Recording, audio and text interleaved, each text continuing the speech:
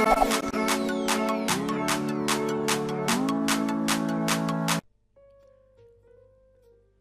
datang kembali di mata kuliah online atau materi algoritma pemrograman. Kita masih ada di bab mengenai Introduction to OOP bagian kedua. Bagi yang belum melihat bagian pertama, silakan dicek di playlist.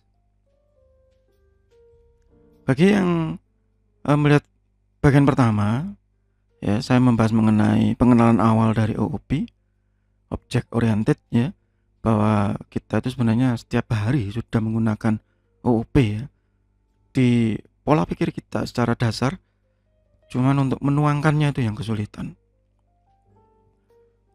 Ya, kemudian contoh-contoh yang lebih banyak abstrak yang saya tunjukkan juga mengenai kelas, objek, properti, metode yang seringkali tidak berhubungan dengan pemrograman, ya.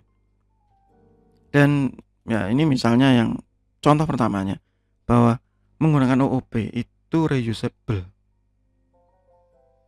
Beberapa workshop, kursus, seminar memang mengungkapkan, ya, sifat-sifat ini dengan baik. Iya, tetapi untuk yang sudah advance, minimal yang sudah intermediate. Kalau yang pemula biasanya juga sambil berpikir keras itu.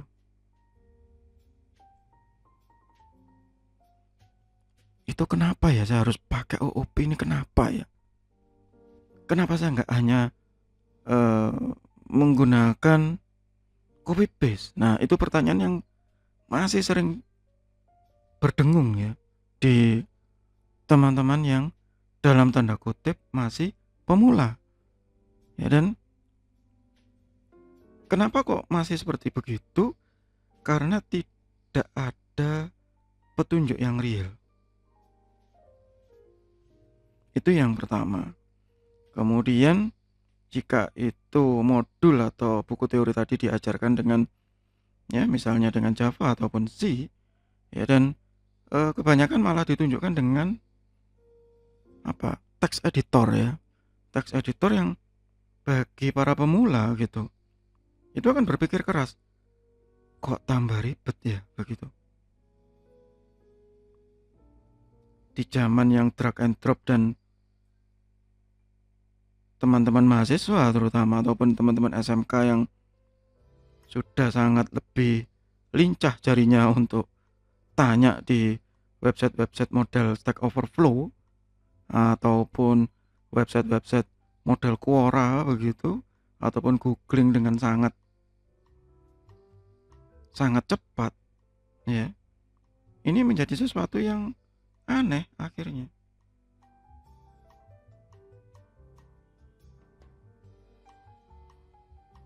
Pakai gini aja bisa kok begitu, ya, sehingga pada saat mereka benar-benar disuruh membuat, ya, itu mikir berkali-kali buat apa sih gitu, enak copy paste begini, ya. Contoh yang lain misalnya di marketplace untuk pemrograman, ya, di Indonesia itu sangat jarang orang yang menjual kelas. Ada, tapi jarang. Bandingkan dengan industri pembuatan komponen, ya, user control, komponen yang semuanya berbasis kelas yang ada di luar negeri. Anda bisa melihat bagaimana besarnya DevExpress misalnya, ya, yang sangat besar, ya, dan masih banyak software house lain yang berbasis pembuatan komponen yang mengedepankan fungsi reusability, ya. Jadi komponen yang memang berbasis kelas semuanya ini reusable semua, ini lo bisa dipakai berkali-kali, ya, sedangkan kita jarang yang seperti itu. Sehingga satu kelas bisa untuk banyak objek. Nanti akan saya tunjukkan, ya, di bagian berikutnya.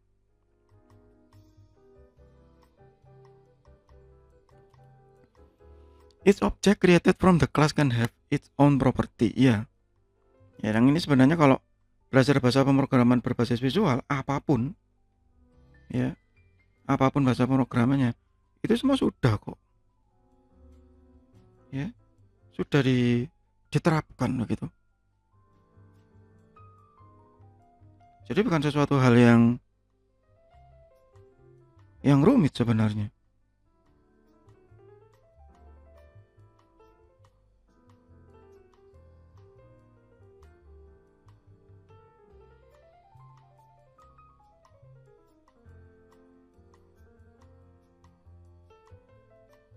Nah, ini contoh kalau saya mempunyai kelas bank.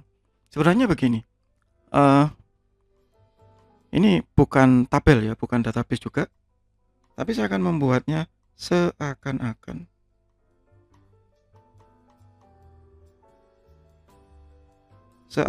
seperti tabel. Nah, begitu.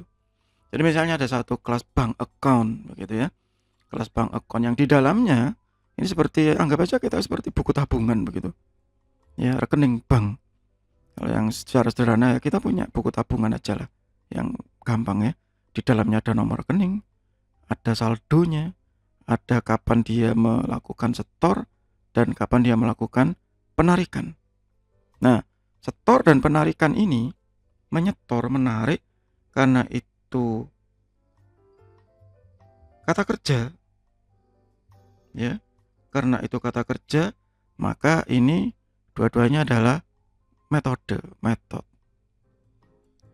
Karena dia pekerjaan atau kata kerja. Ya, makanya ini to method. Sedangkan dua-duanya ini karena dia kata benda atau noun, maka dia menjadi state atau bisa dianggap juga property.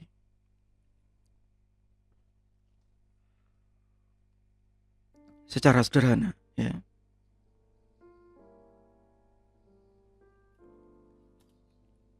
Kemudian kita beri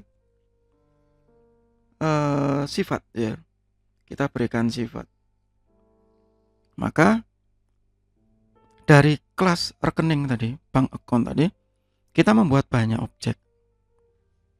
Ya, banyak instance. Nah, ini. Ya, banyak objek, misalnya rekening bank nomor 1, rekening bank nomor 2, rekening bank nomor 3. Jadi banknya ada nasabah baru, kemudian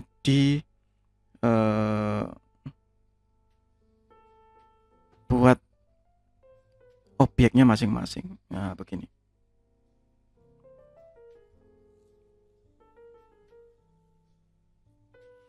Yang pertama, rekening pertama ada nomor rekeningnya, ada saldonya.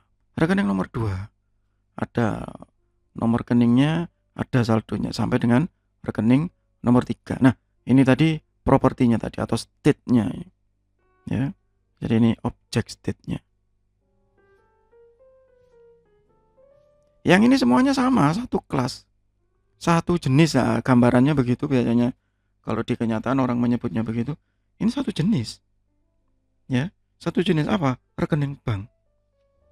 Kalau di kenyataan gitu ya, maka pihak bank, customer service ataupun teller itu tahu bahwa kalau seseorang membawa buku seperti itu rekening bank.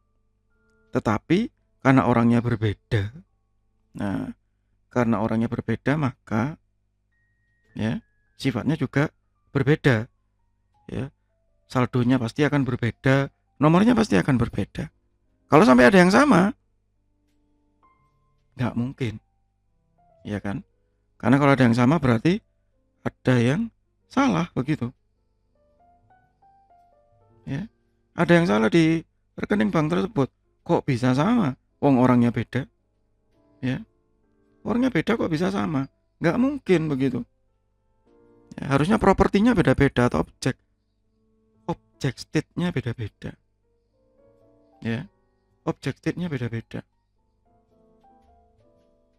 Nah, kalau kita di pemrograman, maka kita bisa membuat seperti ini. Ya, kita bisa membuat satu kelas dan kita namai. Kelasnya jadi dari hanya kelas 1 kita namai langsung menjadi bank account. Nah, begini.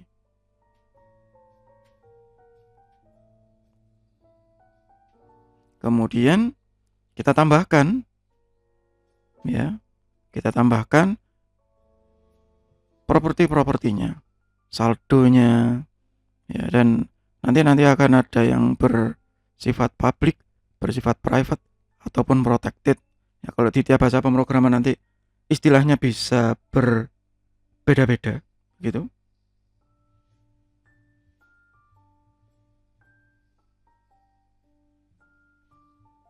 Nanti akan kita jelaskan lebih lanjut kalau saya demokan. Ya, kemudian kita berikan metode. Nah, apa yang bisa dikerjakan? Oh, deposit. Deposit itu berarti menambah saldo.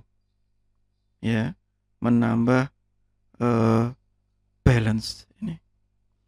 Nah, menambah balance dengan jumlah berapa? Ya, tergantung yang disetorkan oleh nasabah tersebut atau jumlahnya ini. Maka jumlahnya kita tambahkan. Nah, kita tambahkan ke saldonya.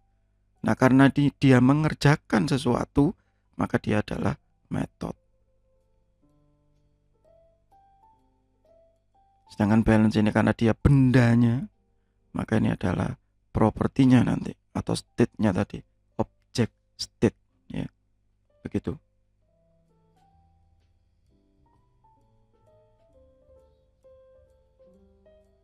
Kita juga bisa menambahkan properti yang sesungguhnya, misalnya nama customer. Nanti akan ini seringkali rancu ya antara properti ataupun object state karena sering digunakan kalau di kenyataan ya, digunakan bersama-sama atau saling terbalik-balik. Bagi saya sendiri tidak terlalu masalah asalkan penggunaannya masih benar. Ya, asalkan penggunaannya masih benar dan nanti akan dijadikan properti. Ini kalau contoh saya ini contoh Visual Basic ya. Jadi kalau di Visual Basic ada get and set, jadi ini mengembalikan nilainya, ini menerima nilainya. Ya, sama saja di bahasa pemrograman yang lain nanti akan ketemu hal yang serupa begitu. Itu untuk sementara di bagian kedua ini.